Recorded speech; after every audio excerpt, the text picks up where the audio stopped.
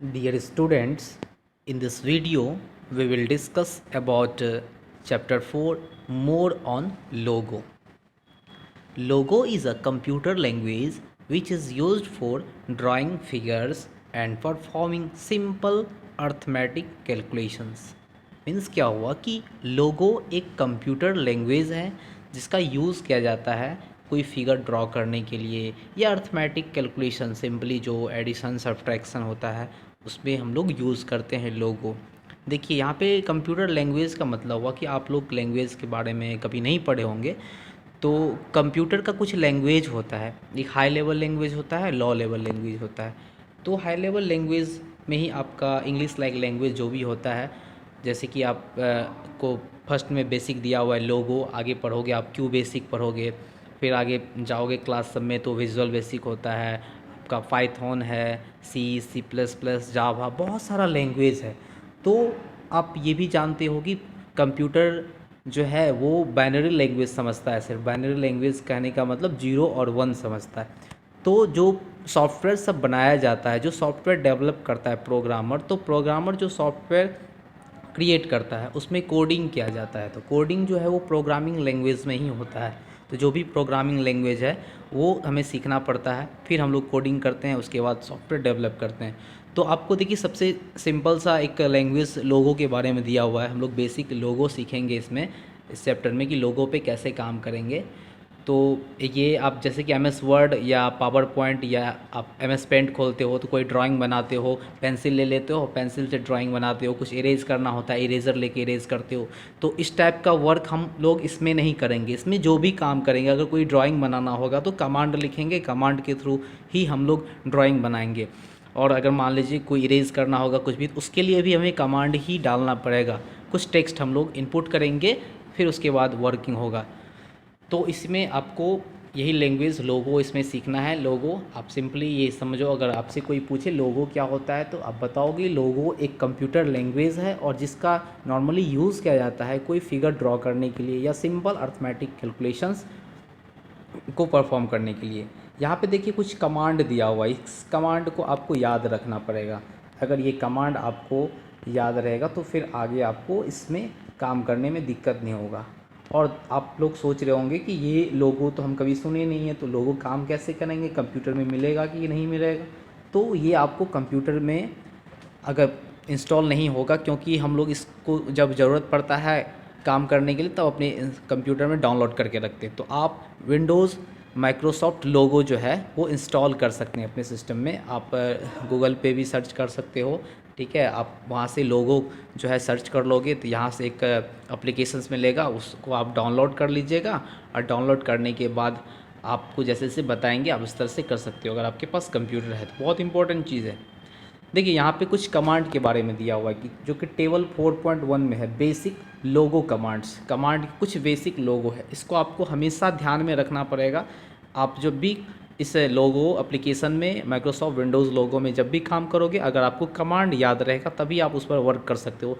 Without command का आप कुछ नहीं काम कर सकते हो। जैसे देखिए एकदम सिंपल सा कमांड है फॉरवर्ड कमांड। फॉरवर्ड को शॉर्ट में एफ डी कहते हैं, उतना नहीं लिखना पड़ेगा आपको फॉरवर्ड। उसके लिए आप एफ डी टाइप करोगे। एफ डी जब लिखोगे और उसके बाद एफ डी के बाद स्पेस देते हैं, जैसे कि एग्जांपल में दिया हुआ है एफ डी और स्पेस देके 50 लिखा हुआ है, तो एफ डी का मतलब फॉरवर्ड हुआ। अब फॉरवर्ड वर्ड का मतलब आप समझ रहे हो, मैथ्स में भी पढ़ते हो कि 5 स्टेप फॉरवर्ड बढ़ना, तो 5 स्टेप आप आगे चले जाते हो। तो यहाँ पे भी है, एक टर्टल मिलेगा।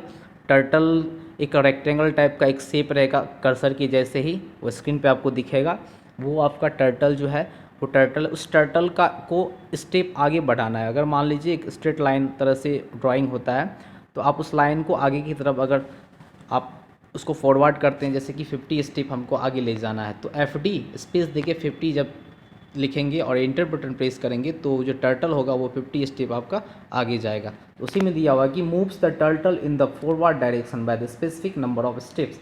मतलब जो भी नंबर आप डालोगे, ठीक है, वो टर्टल आपका उतने डायरेक्शन में वो आपका फॉरवर्ड होगा। ये ज़रूरी नहीं कि एफ डी 50 लिखा हुआ है तो आपको एफ डी 50 ही लिखना है। आप एफ डी स्पेस देके 40 या 100, वो अकॉर्डिंग टू यू, आपके अनुसार जो भी आप स्पेसिफिक नंबर डालोगे वो डाल सकते हो।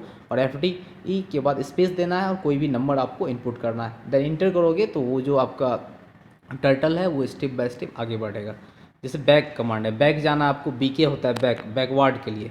अगर आपको पीछे की तरफ अगर उस टर्टल को मूव करवाना है, डायरेक्शन उसका चेंज करवाना है, तो आप बीके स्पेस देके 60 डालोगे तो वो जो टर्टल है वो आपका बैकवर्ड होगा। फिर देखिए राइट कमांड है, राइट मतलब आरटी कमांड, आप शॉर्ट में आरटी कमांड लिखोगे। आरटी का मतलब क्या होता है, turns the turtle in the clockwise direction by the specific number of units.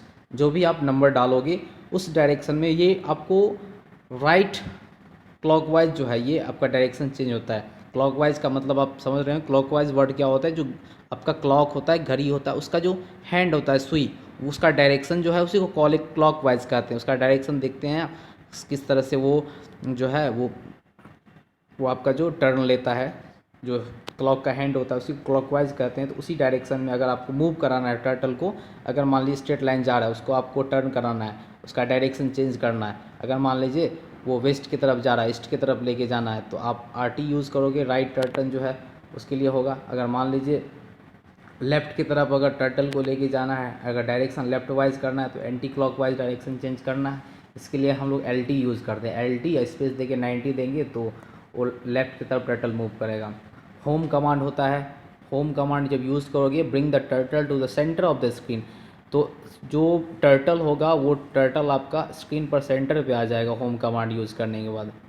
अब देखिए ये सबसे इंपॉर्टेंट कमांड है क्लियर स्क्रीन। अगर मान लीजिए ड्राइंग बना लिए, कुछ भी शेप्स बना लिए आप स्क्रीन पे, अब उस शेप को आपको हटाना है, इरेज करना है, तो वहाँ पे तो आप इरेजर पेंट में जैसे इरेजर ले लेते हो, इरेज कर देते हो। इसके लिए हम लोग कमांड यूज़ करेंगे, क्लियर स्क्रीन कमांड होता है। क्लियर स्क्रीन जब हम लोग करेंगे तो जो भी स्क्रीन पर आपका ड्राइंग बना होगा वो स्क्रीन पे ड्राइंग आपका इरेज हो जाएगा। और क्या होगा, clear the main screen and the take the turtle to the centre of the screen, और स्क्रीन के सेंटर पे टर्टल वो लेके चला जाएगा।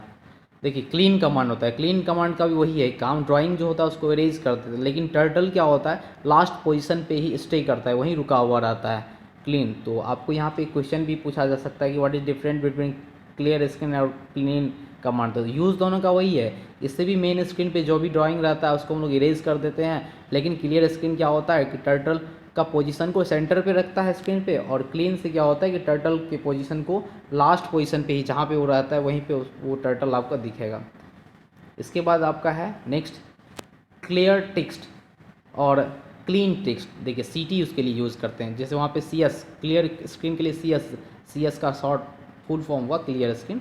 जैसे यहाँ पे C T S clear text, text का मतलब हुआ जो आप टाइप कर रहे हैं, जो भी कमांड लिख रहे हो उस कमांड को डिलीट करना चाहते हो, मतलब बहुत सारा कमांड भी आपको दिखने लगता है कमांड है, उस कमांड को अगर आपको डिलीट करना है तो उसके लिए हम लोग क्लियर टेक्स्ट यूज़ करते हैं, सी टी यूज़ करते हैं। जब सी टी कमांड डालोगे, इंटरफेस करोगे, तो जो भी आपका टेक्स्ट लिखा हुआ रहेगा, जो भी नंबर लिखा हुआ रहेगा वो सारा आपका क्लीन हो जाएगा, रिमूव हो जाता है वो कमांड बॉक्स से। इसके बाद एक होता है set H, S E T H, ये कमांड। देखिए इस कमांड का यूज़ क्या है, turns the turtle in the clockwise direction, the number of units by the use of the turtle और turns is always count from the home position. ये हमेशा जो है वो टर्टल जो कितना टर्न किया हमेशा उसको काउंट करते रहता है होम पोजीशन से। सेट एच, जैसे सेट एच 45 लिखिएगा तो आपको ये बताएगा। एक कमांड है आपका प्रिंट या पी आर कमांड, ये इसका यूज़ होता है कि display the number of text in the commander Windows. ये कमांडर विंडोज़ में नंबर को डिस्प्ले करता है और टेक्स्ट को डिस्प्ले करता है। जैसे कि पी आर 45 लिखे तो 45 आपका दिखाएगा वहाँ पर, और पी आर जो हेलो वर्ड लिखे तो हेलो वर्ड भी वहाँ पे शो करेगा। तो इसके लिए जो है हम ये पी आर कमांड यूज़ करते हैं। तो देखिए बहुत सिंपल है, आपको इसमें अभी बहुत कुछ समझ में नहीं आया होगा, तो समझ में नहीं आने का मतलब है कि हम लोग ये चीज़ जो है नहीं कभी पढ़े हुए हैं, एम एस विंडो लोगो नहीं यूज़ किए हुए। अगर जो कभी पढ़े होंगे इससे पहले क्लास सब में, अगर मान लीजिए कोई हमारे स्कूल में तो क्लास 4 से है, चलिए अगर आप कहीं भी पढ़े हुए होंगे तो आपको समझ में आ रहा होगा कि ये लोगो सही में क्या होता है। तो बहुत ही सिंपल चीज़ है और बहुत ही मज़ेदार है। जैसे आप लोग गेम्स खेलते हो ना आप, तो उसी तरह आप ये भी अगर यूज़ करोगे कंप्यूटर पे तो आपको लगेगा कि हम गेम ही खेल रहे हैं। कुछ अगर रेक्टेंगल बनाना होगा, कोई सर्कल बनाना होगा, कोई ट्रायंगल बनाना होगा, तो हम लोग कमांड के थ्रू जो है कुछ भी ड्राइंग करेंगे, बनाएंगे। तो इसके लिए आपके पास अगर कंप्यूटर है तो माइक्रोसॉफ्ट विंडोज़ लोगो आप गूगल में सर्च कीजिएगा और वहाँ से आप इंस्टॉल कर लीजिएगा अपने कंप्यूटर में और इसको यूज़ कीजिएगा। और फिर इसे तो हम आपको दिखाते ही हैं, ऑनलाइन क्लास में आपको करके दिखाते हैं कैसे होता है। तो यहाँ से भी आप सीख सकते हो। तो इसको प्रैक्टिस कीजिएगा, अगर कंप्यूटर है तो डाउनलोड करके, ठीक है। और इसमें सबसे इम्पॉर्टेंट चीज़ है कमांड। कमांड आपको याद रखना है, ओके। तो ये जो टेबल है आपका 4.1, इस टेबल में जो भी कमांड दिया हुआ, इस कमांड को कॉपी में नोट कर लीजिएगा, और कॉपी में नोट करने के बाद इसको याद कीजिएगा आप, ठीक है। और सारा कमांड को याद रहेगा तो आप MS विंडोज़ लोगो कभी भी किसी के कंप्यूटर में होगा तो उसको ओपन करके आप उस पर वर्क कर सकते हो। आपको ध्यान में आएगा ये कमांड हम यूज़ करते हैं, इससे ये होता है, ओके।